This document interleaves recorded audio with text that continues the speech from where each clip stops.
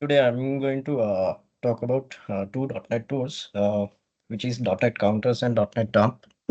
And titles for the K talk is exploring .NET performance, practical insight into dotnet-counters and dotnet-dump.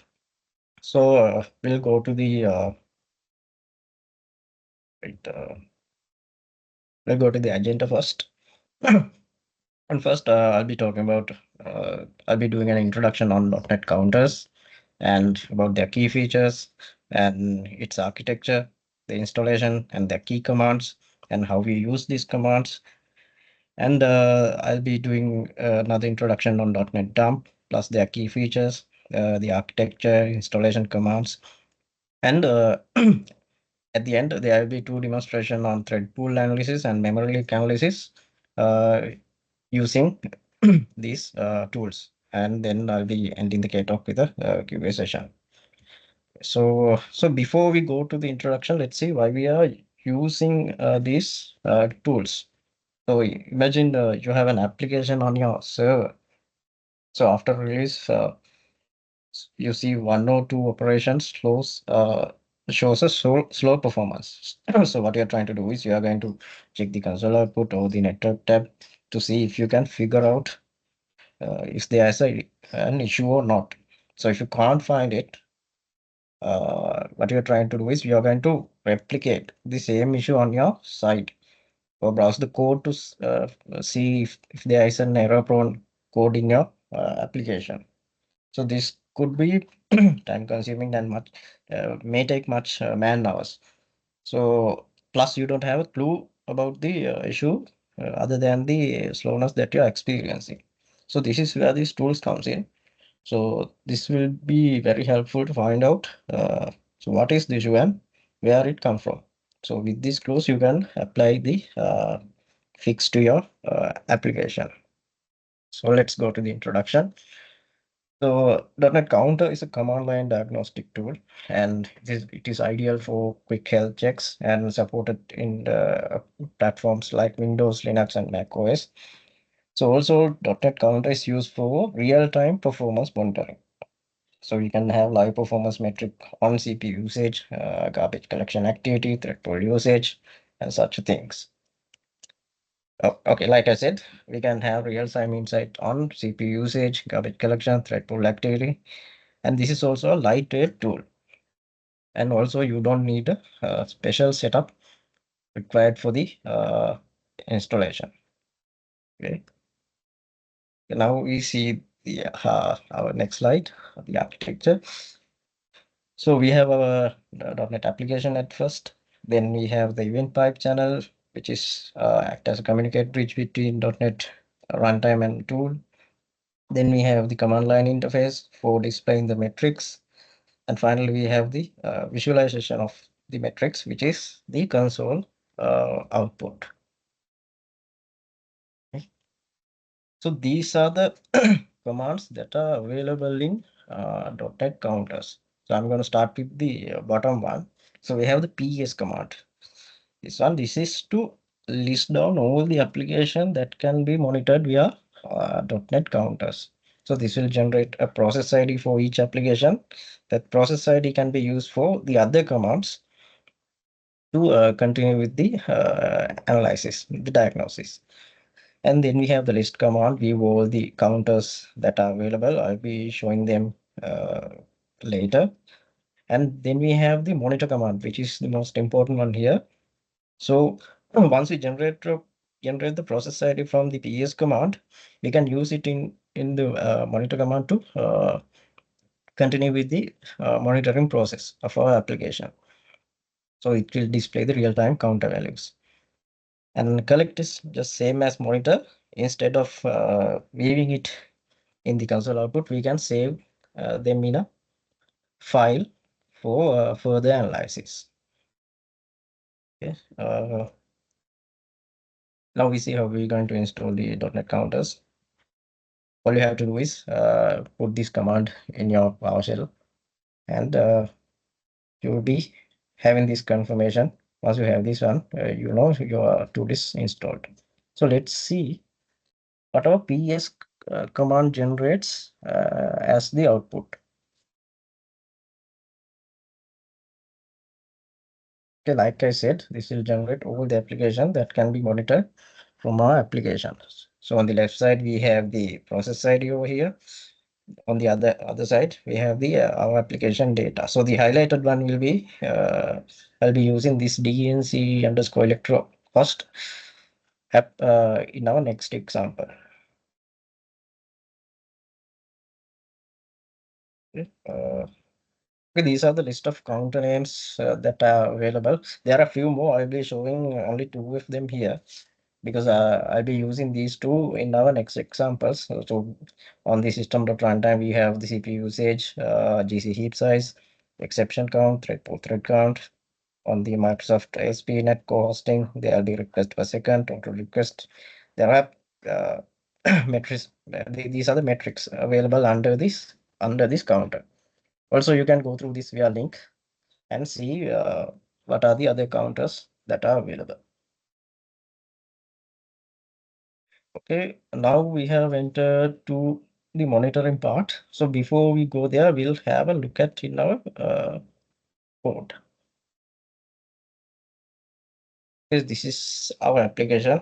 So what basically this application does is calculate the electricity cost for the units that we are providing.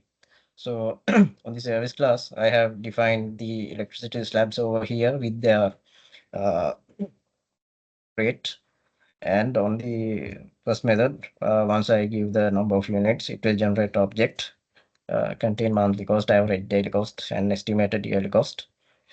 And on the second method, I'll be returning the slabs that I have defined in here. So this this application output won't matter. We won't be using the output in our monitoring process.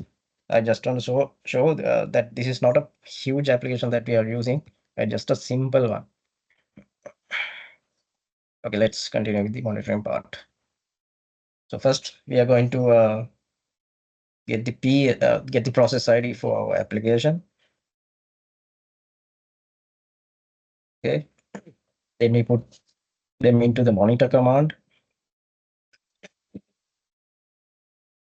as P, then we monitor. Okay, now you seeing here is the default counter view. So like I said, you can see the CPU usage and the other metrics as well. Once you execute the methods, you can see the numbers are changing. So you can have the same output by defining the counter name over here. So after the count attribute, you're going to put the system.runtime.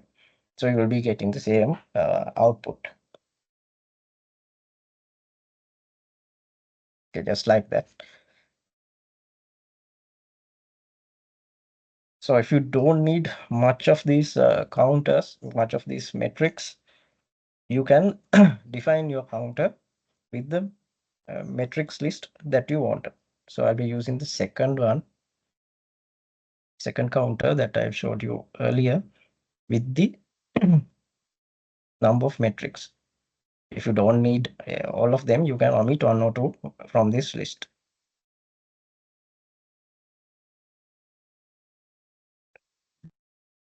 Right. Now we are seeing our second counter. Once the methods are executed, you will see the request rate is getting changed. The total request count is also getting changed.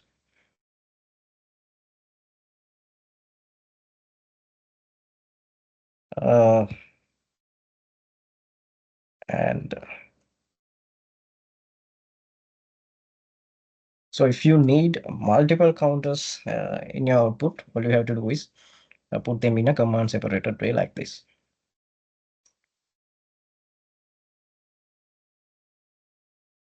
I have entered the extra space here. So once we remove that, we'll be getting the output we are supposed to get.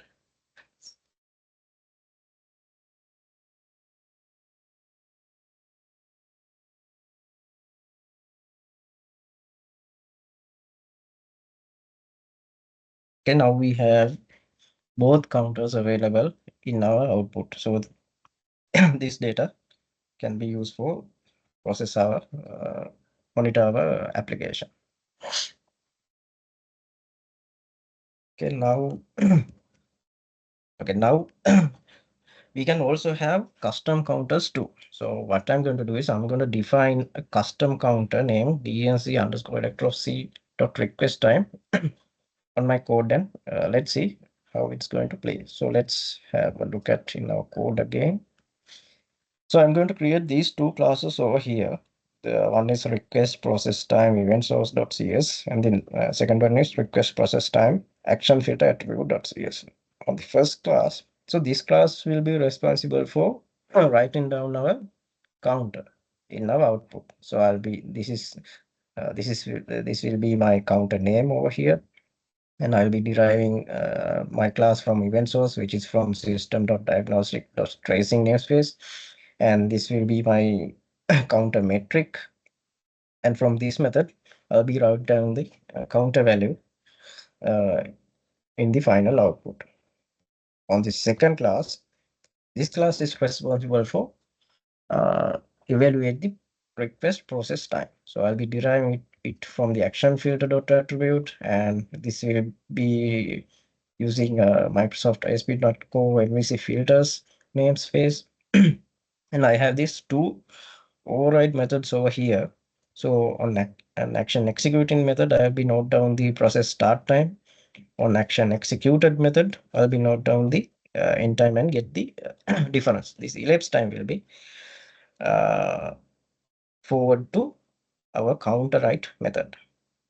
And finally, I'll be at the first class into dependency injection as a singleton class over here. Right. So let's get back to the slide again. And we'll see how to monitor a process with a custom counter.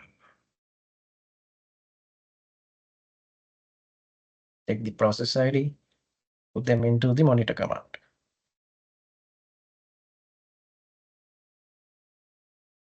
Just like before, after the count attribute, I'm going to define my custom counter name over here. And that's it. So it should be equivalent to my class counter name that I have defined in my code.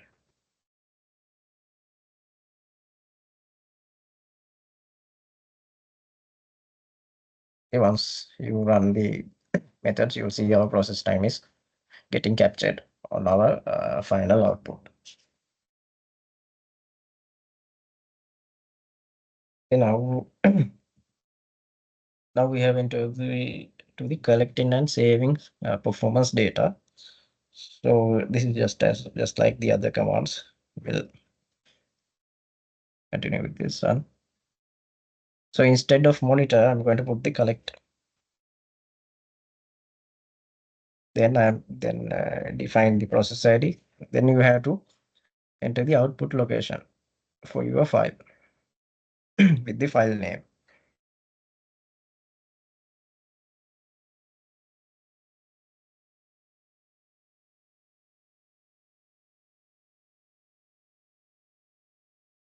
And then you have to define the counter that you wanted to have in your file store to be stored.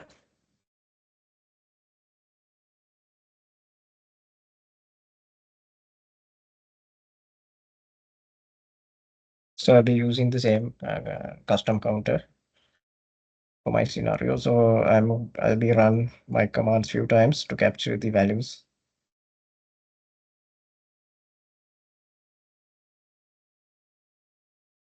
Okay, now let's go and have a look at in our file.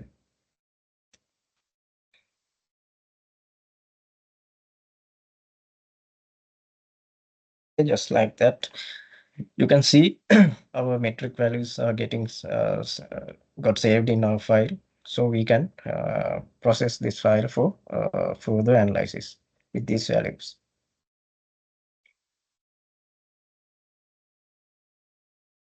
Okay, now the introduction to .NET counter is over. Now we'll get back to the introduction to .NET dump. So just like .NET counters, .NET dump also a command line tool And these are the key features available: capture the process, memory dump for offline analysis, work cross-platform, like Windows, Linux, and Mac OS. And also it helps to identify issues like thread pool exhaustion, memory leaks. These two will be shown in our demonstration. This is the architecture. First, we have our target application. Then we have our dotnet-dump tool, which process and collects the memory snapshot. Then we have the dump file, which stores the entire state of threads, heap objects, and execution context. Then finally, we have the debugger that provides insight into heap usage, thread activity, and garbage collection, such things. Okay, let's see how we're going to install the .NET dump tool. It follows the same syntax uh, that you have used in .NET counters, almost the same.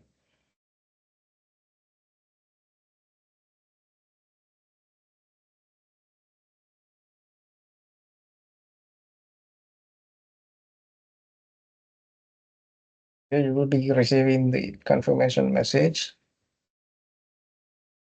Okay. Now let's see what are the commands that are available in .NET dump tool. So we have over here we have the collect command, ps command, and the analyze command. We have already know what collect and ps does. We'll be using the analyze command in one of our demonstrations, so we'll see how it's going to play. Okay, now we have entered to one of our demonstration over here. So before we continue with this one, we'll have a look at in our code. So in my service class, I have defined another method, this one, to create a thread pool issue. I have deliberately at this line. So our method will be wait significant amount of time to be finished. So we'll see how we're going to capture this error, capture this issue on our analysis. Let's, I'm going to run the application.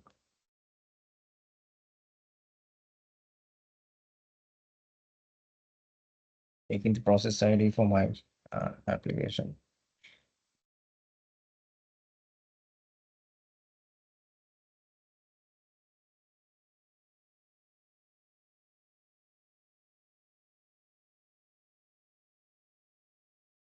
So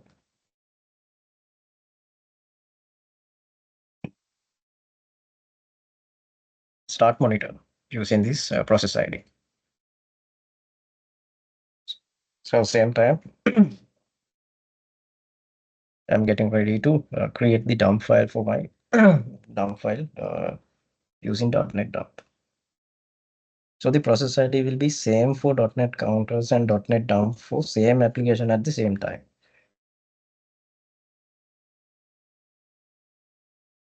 Okay, I'm going to execute the method that I have shown you before. So once I execute it, see what happens to the thread count. So thread count is getting bigger and bigger. And now we know this is leading to a thread pool exhaustion issues.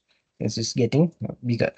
So what we are going to do is we are going to create a dump file using this collect command over here, and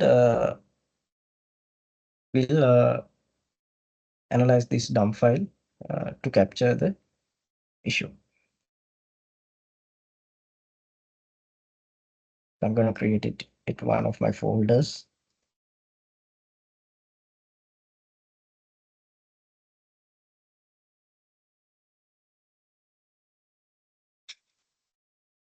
And now it's done. So what I'm going to do is I'm going to drag this file and drop it into Visual Studio.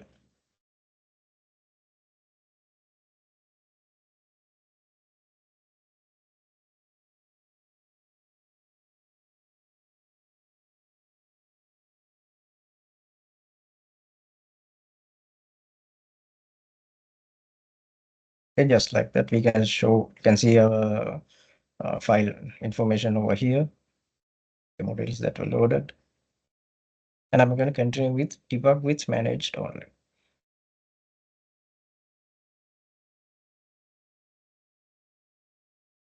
So at the same time, I'm going to open the parallel stack view. This in Windows parallel stacks. So parallel stacks will show the overall thread state of our application. So we can see our main thread over here, and this contains the thread pool work queue. This is run internally, and we have the thread pool work over here. So and also with the main thread, we can see there are more than 200 threads sharing the same call stack. So this is where the issue is, having more than 200 threads sharing the same method calls. So we can see our one of our methods over here. So we know this is from our class get cost labs and followed by get electricity slabs concurrent. So this first method. So what I'm going to do is I'm going to double click this method, since this is the last method that was played during the time we have created the dump file. So this will lead to the issue that causes the thread pool, that will lead to the thread pool explosion on our application. Okay, like this. This shows the root cause for our issue. And with this data, we can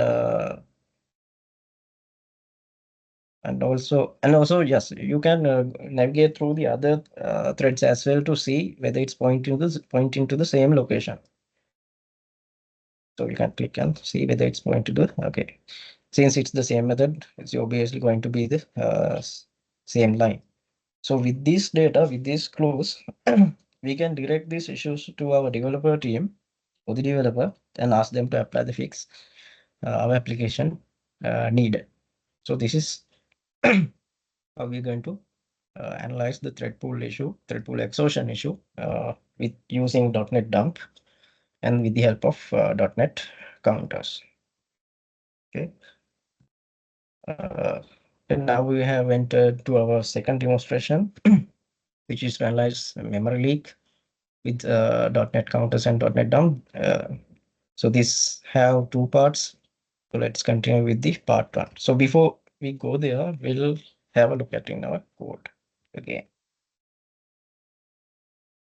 For some memory leak issue, I have created these two methods over here. So what this method does is this will get a slab from our collection over here, and it will convert into a byte array object. This byte array object will be adding to the list that we have created over here. So since this is in a while loop, this same object will be keep adding to the list. And the second method is to convert our object into a byte array. Since these objects are written by our program, this will cause a memory leak issue. So we'll see how we are going to find that one using the .NET dump analysis. Let's go back to the uh, slide and we'll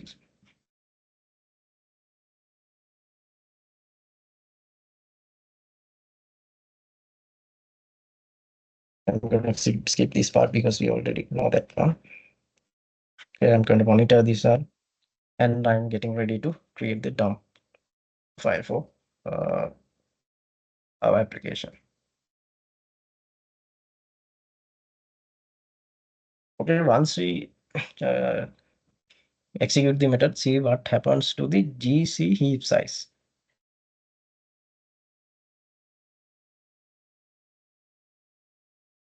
Okay, you'll see our GC heap size is getting bigger and bigger.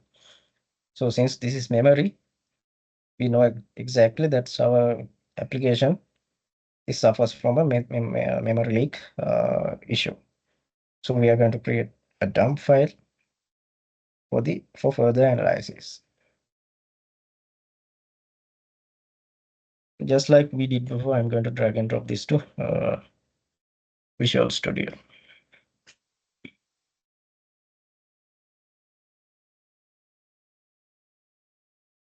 So our aim is to find the object type that causes this trouble. So that clue will be helpful to identify the method that has the error code snippet.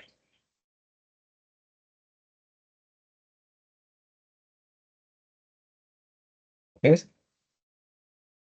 So I'll be doing the analysis on our app's memory usage.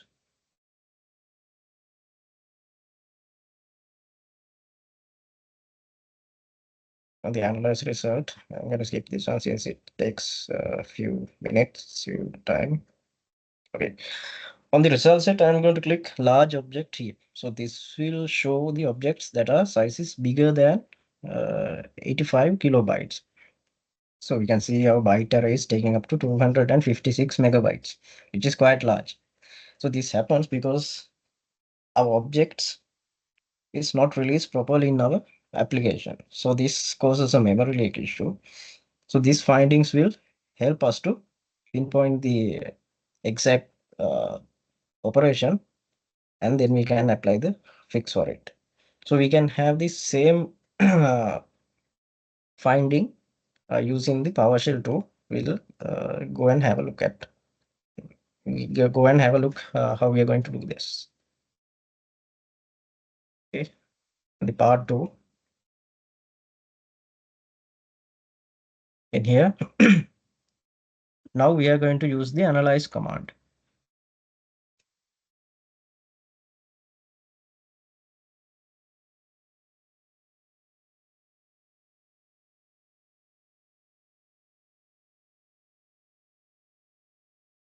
Taking our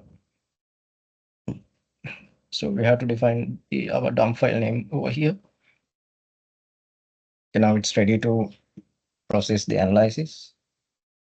So since we are interested in memory, I'm going to start with the dump heap command. So dump heap will get addresses of all the instances.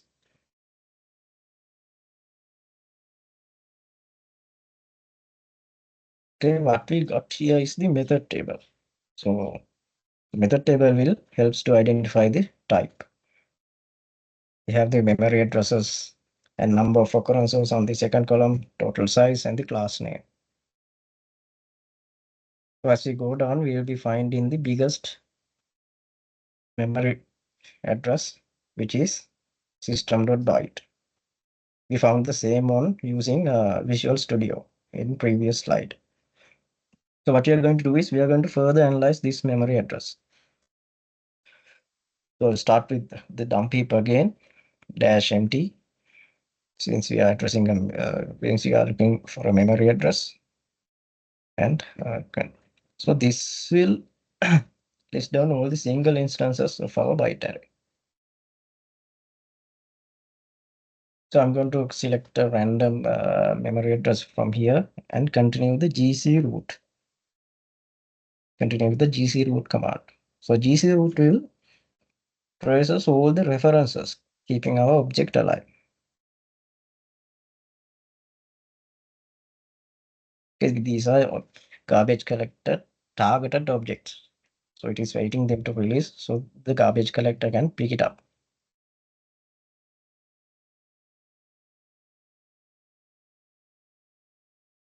There are 107 unique routes, means there are 107 separate object references keeping our object alive. So this also includes the stack tracers. So means how the object is allocated. So since we don't need that, we only need the direct GC routes. So I'm going to start with the same command with no stack attribute.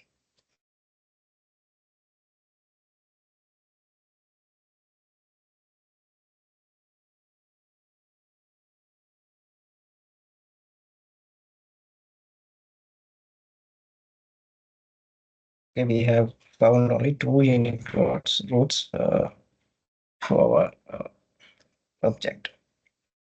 Strong, strong handle means this object won't be garbage collected.